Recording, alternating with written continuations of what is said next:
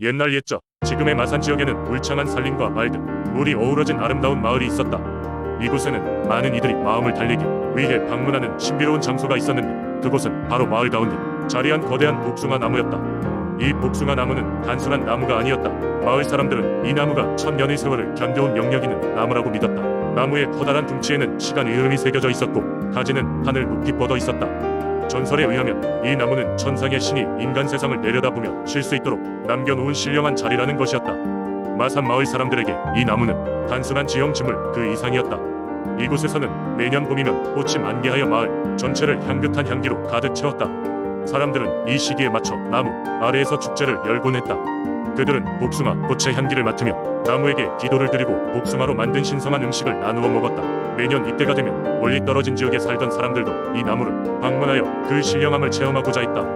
마을에는 이 나무에 관한 고유한 전설도 전해 내려오고 있었다. 한 번은 전쟁의 위협이 마산의 평화를 깨뜨렸을 때 적들이 마을을 무자비하게 침략하려 왔다. 마을 사람들은 공포 속에 떨었고 대부분은 마을을 떠나 산 속으로 피신하기 시작했다.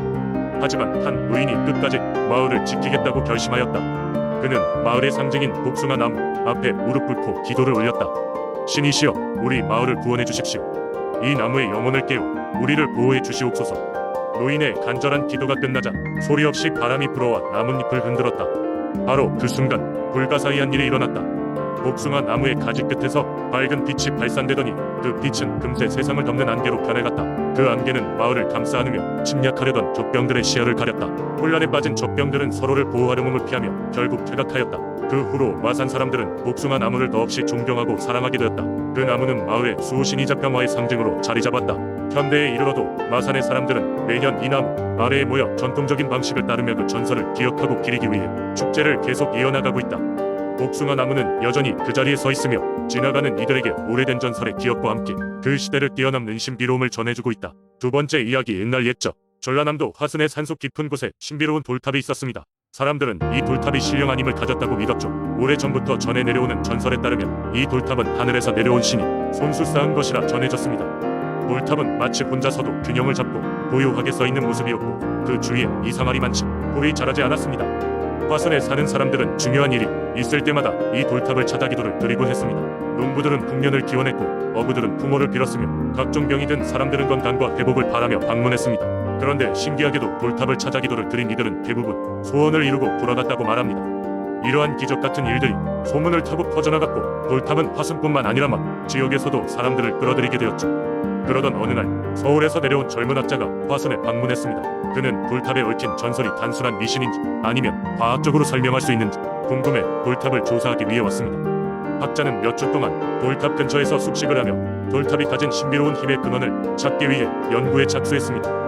그는 과학적인 장비와 기법을 활용하여 주변의 자기장, 기압, 기온 등을 측정하고 분석했습니다. 하지만 여러 날이 지나도록 아무런 특별한 점도 발견하지 못한 채 몹시 실망한 그는 지쳐가고 있었습니다. 그러던 중 마을의 한 할머니가 다가와서는 조용히 속삭였습니다. 이 돌탑의 신비는 눈에 보이는 것이 아니라 마음에서 느끼는 것이지. 할머니의 충고에 따라 학자는 과학적 접근을 넘어서 스스로의 마음을 열고 돌탑을 느끼려 노력했습니다. 어느 밤 그는 돌탑 앞에 앉아 고요히 명상을 시작했습니다. 주변은 완전히 어두웠고 산들바람만이 조용히 돌탑 주위를 맴돌았습니다. 그러자 갑자기 돌탑에 희미한 빛이 스며들기 시작했습니다. 그 빛은 마치 돌에서 부터 뿜어져 나오는 듯했고 학자는 이에 놀라 눈을 다시 크게 떴습니다. 그는 그제야 돌탑이 뿜어내는 신령한 기운을 온몸으로 느낄 수 있었습니다. 그 순간 그는 돌탑의 진정한 힘을 이해하기 시작했고 그것은 바로 사람들의 믿음과 소망이 만드는 순수한 에너지라는 것을 깨달았습니다. 그 후로 학자는 다시 서울로 돌아가더라도 잊지 못할 경험을 기억하며 돌탑에 대한 이야기를 널리 퍼뜨리기 시작했습니다. 그의 입을 통해 전해진 이야기는 과학적 설명을 뛰어넘어 사람들에게 소망과 믿음의 힘을 일깨워주는 중요한 교훈이 되었습니다. 돌탑은 여전히 화순의 깊은 산속에서 변치 않고 서 있으며 지금도 여전히 많은 이들이 그 전설을 쫓아 방문하고 있습니다. 세 번째 이야기. 옛날 옛적 청명하고 푸른 바다로 유명한 고흥에는 바다와 관련된 많은 전설과 민속, 신앙이 전해져 내려오고 있었다. 그 중에서도 가장 유명한 이야기는 바로 용왕의 아들에 관한 이야기였다. 전해지는 바에 따르면 고흥의 바닷가 근처에는 작은 마을이 있었고 그 마을에는 마음씨 착한 어부와 그의 아내가 살고 있었다. 그 부부에게는 아이가 없었는데 어느 추운 겨울밤 부부는 바람이 심하게 부는 바닷가에서 울고 있는 아기 울음소리를 들었다. 이들은 무슨 일인지 알아보러 나갔다가 바위 틈에 젖은 이불 속에서 한 아기를 발견했다. 부부는 이 아이를 친자식처럼 키우기로 결심했다. 아이는 마치 하늘에서 내려온 것처럼 아름다웠으며 시간이 지날수록 눈에 띄게 특별한 능력을 보이곤 했다. 소녀는 물과 친화력이 있어 언제나 물고기가 가득한 어획량을 기록하였고 바다에서 위험에 처할 때면 기적적으로 구조되곤 했다. 시간이 흐르면서 소녀는 점점 더 자신의 기원을 궁금해했다. 꿈속에서 혼잣말처럼 중얼거리는 바다로 돌아가라는 목소리가 자주 들렸기 때문이다. 그러던 어느 날 소녀는 마을 어르신으로부터 충격적인 이야기를 듣게 되었다. 어르신은 소년에게 자신이 용왕의 아들이며 어떤 이유에서인지 인간 세상에 내려오게 되었다는 것을 알려주었다. 소녀는 여전히 자신을 걱정해주는 부모님을 떠날 수 없었으나 바다의 목소리는 점점 더 강하게 그를 불렀다. 결국 그는 용왕의 아들임을 깨닫고 자신의 운명을 받아들이기로 결심했다. 그는 부모님께 눈물 섞인 작별 인사를 하고 밤이 되길 기다려 마지막으로 그가 태어난 바닷가로 향했다. 그 밤 바다는 은빛 달빛 아래 잔잔히 출렁였고 소녀는 바닷속 깊숙이 노래하는 소리를 따랐다. 순간 푸른 물결 사이로 거대한 용이 나타나더니 소년에게 그림 같은 비늘옷을 건네며 말했다. 자, 너의 왕국으로 돌아가자. 그렇게 소년은 자신의 진정한 자리를 찾았다. 이제는 두 세상의 연결고리가 되어 고흥의 바다를 지키며 사람들과 용왕의 세계가 조화를 이루도록 도왔다고 전해진다. 마치 전설처럼 말이다. 이 이야기는 오늘날에도 고흥이 많은 사람들에게 전해 내려오며 바다와 자연에 대한 경외를 일깨우고 있다. 마을 사람들은 여전히 다른 세상의 존재와 교감하며 살아가고 있음을 믿으며 그곳의 모든 생명을 소중히 여길 것을 가르친다. 네 번째 이야기. 옛날 정읍의 한적한 마을의 검은 백마가 기적처럼 나타난 이야기는 지금 도전에 내려오는 전설입니다. 이 마을은 산과 들로 둘러싸여 있어 자연의 축복을 듬뿍 받은 곳이었습니다. 마을 사람들은 농사를 짓고 사계절을 오가며 자연과 조화롭게 살아갔습니다. 그러나 그 평화로운 일상은 어느 날 갑자기 찾아온 가뭄으로 흔들리기 시작했습니다. 강물은 점점 말라갔고 농작물은 시들기 시작했습니다. 마을 사람들은 절망에 빠졌습니다. 그러던 어느 날 해질 역의 황금빛 하늘 아래 멀리서 술렁이는 그림자가 보였습니다. 처음에는 한 마리의 말이었습니다. 그러나 점차 가까워지며 그 모습이 뚜렷해졌고 이는 다름 아닌 검은 백마였습니다. 그 백마는 마치 검은 피치처럼 찬란거리는 갈기와 보랏빛 눈동자 그리고 온몸이 은은하게 빛나는 존재였습니다.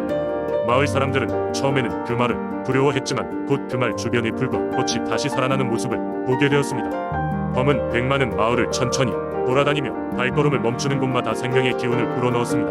한 할머니는 붉을 판의 어물을 찾으려 애쓰는 차에 백마가 다가오자 그 자리에 신기하게도 샘물이 솟아올랐다고 합니다.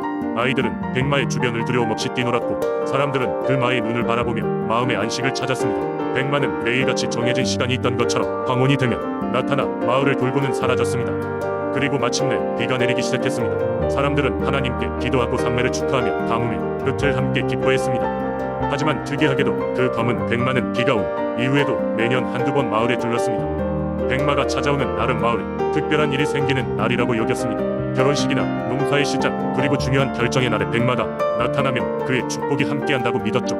어느 해에는 다른 마을의 사람들이 그 검은 백마의 전설을 듣고 마을을 방문하기 시작했습니다. 그들은 그 신비로운 존재의 모습을 보고 싶어 했으며 마을 사람들로부터 백마와 함께 살고자 하는 마음을 배웠습니다.